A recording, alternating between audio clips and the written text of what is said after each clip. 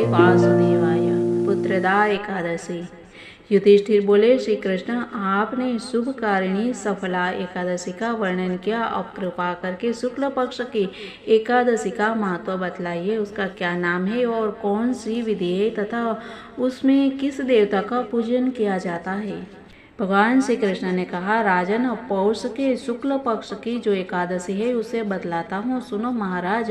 संसार के हित की इच्छा से मैं इसका वर्णन करता हूँ। राजन, यत्नपूर्वक इसका व्रत करना चाहिए। इसका नाम पुत्रदा है। यह सब पापों को हरने वाली उत्तम तिथि है। समस्त कामनाओं तथा सिद्धियों के दाता भगवान नारायण इस तिथि के अधिदेवता है। चराचर प्राणियों सहित समस्त त्रिलोकी में इससे बढ़कर दूसरी कोई तिथि नहीं है। पूर्व काल की बात है, भद्रावतीपुरी में राजा सुकेतुमान राज्य करते थे। उनकी रानी का नाम चंपा था। राजा को बहुत समय तक कोई वंशधर पुत्र नहीं प्राप्त हुआ।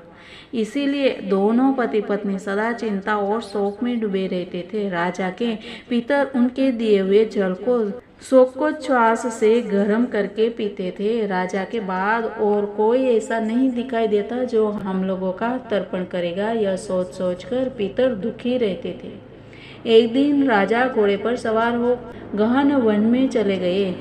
पुरोहित आदि किसी को भी इस बात का पता न था। मृग और पक्षियों से सेवित उस सघन कानन में राजा भ्रमण करने लगे। मार्ग में कहीं सियार की बोली सुनाई पड़ती थी तो कहीं उल्लुओं की। जहाँ तहाँ रीछ और मृग दृष्टिगोचर हो रहे थे। इस प्रकार घूम घूम कर राजा वन की शोभा देख रहे थे।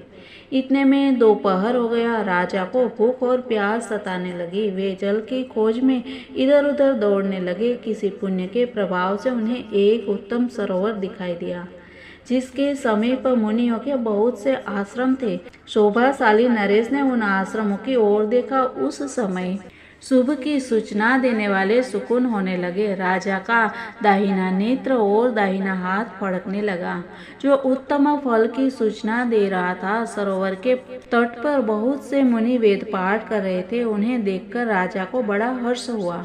वे घोड़े से उतरकर मुनियों के सामने खड़े हो गए और पृथक पृथक उन सब की वंदना करने लगे। वे मुनि उत्तम व्रत का पालन करने वाले थे। जब राजा ने हाथ जोड़कर बारंबार दंडवत किया तब मुनि बोले, राजन, हम लोग तुम पर प्रसन्न है। राजा बोले, आप लोग कौन है, आपका नाम क्या है तथा आप लोग किस लिए यहाँ एकत्रित हुए हैं, यह सब सच सच बताइए। मुनि बोले, राजन, हम लोग विश्वदेव है, यहाँ स्नान के लिए आए हैं। माघ निकट आया है। आज से 5वें दिन माघ का स्नान आरंभ हो जाएगा। आज ही पुत्रदा नाम की एकादशी है, जो व्रत करने वाले मनुष्यों को पुत्र देती है। राजा ने कहा, विश्वदेवगण, यदि आप लोग प्रसन्न हैं तो मुझे पुत्र दीजिए। मुनि बोले, राजन, आज के ही दिन पुत्रदा नाम की एकादशी है। इसका व्रत बहुत विख्यात है। तुम आज इस उत्तम व्रत का पालन करो। महाराज, भगवान केशव के प्रसाद से तुम्हें अवश्य पुत्र प्राप्त होगा। भगवान श्री कृष्ण कहते हैं, युधिष्ठिर, इस प्रकार उन मुनियों के कहने से राजा ने उत्तम व्रत का पालन किया। महर्षियों के उपदेश के अनुसार विधि पूर्वक पुत्रदा एकादशी का अनुष्ठान किया।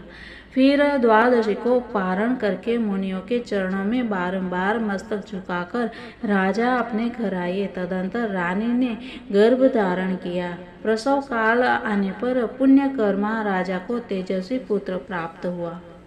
जिसने अपने गुणों से पिता को संतुष्ट कर दिया, वह प्रजाओं का पालक हुआ।